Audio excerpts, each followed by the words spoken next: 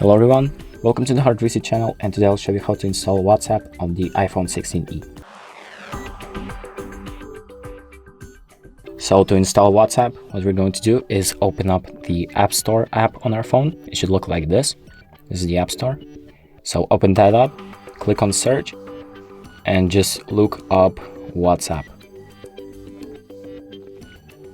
So once you find WhatsApp Messenger, just click on that and click on the download app button. It might look different for you, but click on the app right here. If you haven't downloaded it previously, it might ask you to enter a password or a Face ID, but once you do that, the app should start downloading. So once we wait for the app to download, it's going to get installed on your phone. So there we go. Now the app is downloaded and we can open it up. And as you can see, now you have WhatsApp on your iPhone. And that's about it. Thank you for watching. I hope this video helps, and make sure to like and subscribe.